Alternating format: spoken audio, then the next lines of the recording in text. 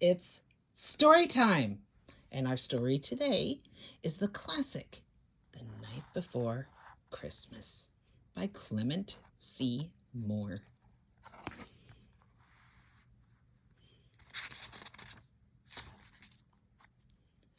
'Twas the night before Christmas, when all through the house not a creature was stirring, not even a mouse. The stockings were hung by the chimney with care, in hopes that St. Nicholas soon would be there. The children were nestled all snug in their beds, while visions of sugar plums danced in their heads. And Mamma in her kerchief, and I in my cap, had just settled down for a long winter's nap. When out on the lawn there arose such a clatter, I sprang from my bed to see what was the matter. Away to the window I flew like a flash, tore open the shutters and threw up the sash. The moon on the breast of the new-fallen snow gave a luster of midday to objects below, when what to my wondering eyes should appear but a miniature sleigh and 8 tiny reindeer, with a little old driver so lively and quick, I knew in a moment it must be Saint Nick. More rapid than eagles his coursers they came, and he whistled and shouted and called them by name. Now, Dasher, now Dancer, now Prancer and Vixen, on Comet, on Cupid, on Donner and Blitzen. To the top of the porch, to the top of the wall, now dash away, dash away, dash away all.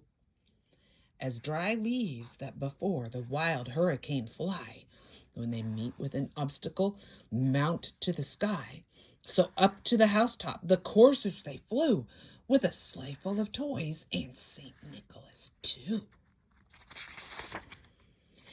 And then in a twinkling I heard on the roof the prancing and pawing of each little hoof, as I drew in my head and was turning around.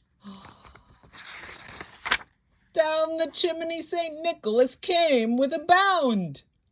He was dressed all in fur from his head to his foot, and his clothes were all tarnished with ashes and soot.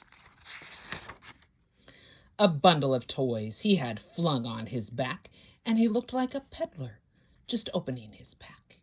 His eyes, how they twinkled! His dimples, how merry! His cheeks were like roses, his nose like a cherry. His droll little mouth was drawn up like a bow, and the beard on his chin was as white as the snow. The stump of a pipe he held tight in his teeth, and the smoke it encircled his head like a wreath. He had a broad face and a round little belly that shook when he laughed, like a bowl full of jelly. Oh, oh, oh, oh. He was chubby and plump, a right jolly old elf, and I laughed when I saw him, in spite of myself. A wink of his eye and a twist of his head soon gave me to know I had nothing to dread.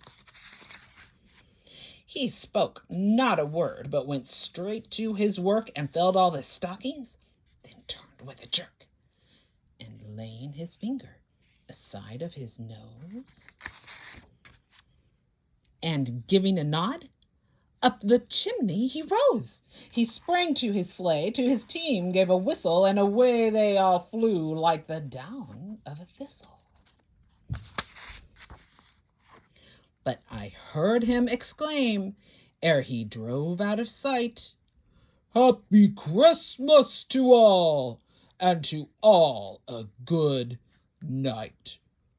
Oh, ho, ho, ho, ho, ho. The end.